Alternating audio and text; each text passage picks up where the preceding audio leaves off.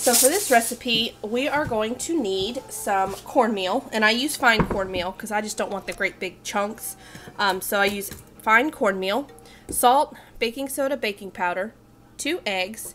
This is almost a stick of butter that I'm going to melt, flour, your skillet, and salt. Where's my salt? Oh, I said salt. This is the biggest skillet I have. I think this is a 12-inch, and I've got my oven preheated at 375, and I'm going to throw this in while I mix this all together. So let me get this in the oven. While the skillet is preheating, I've got a 1 1/4 cup of cornmeal.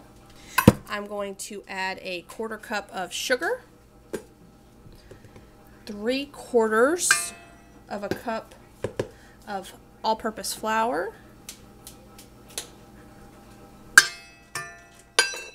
and I'm going to add 2 teaspoons, if I can find my teaspoon,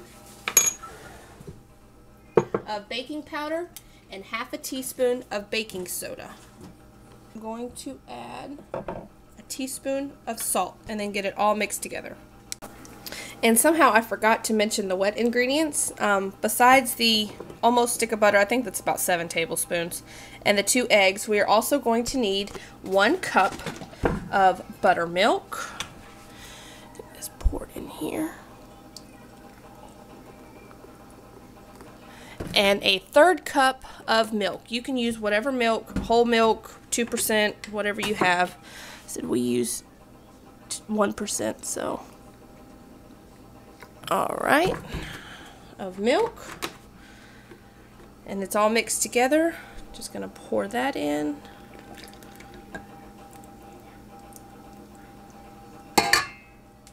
The butter.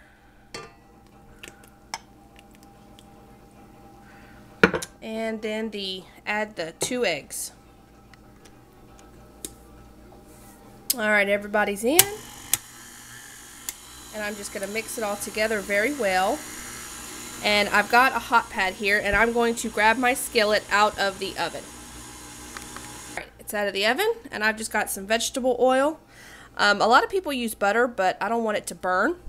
So I just use enough to coat my skillet. And you can see that it's hot enough. It's already getting it. Get it up the sides. And that's super hot. And now I'm just going to pour my batter into the skillet and throw it back into the oven. And I'm going to cook it at 375 for until a toothpick comes out clean. So it'll be about 20-25 minutes. I want to show you real quick. It's already bubbling and starting to cook around the edges, and that's what you want. It'll make a nice brown crispy edge. And there she is, all golden brown. You can see it's pulled away from the edges.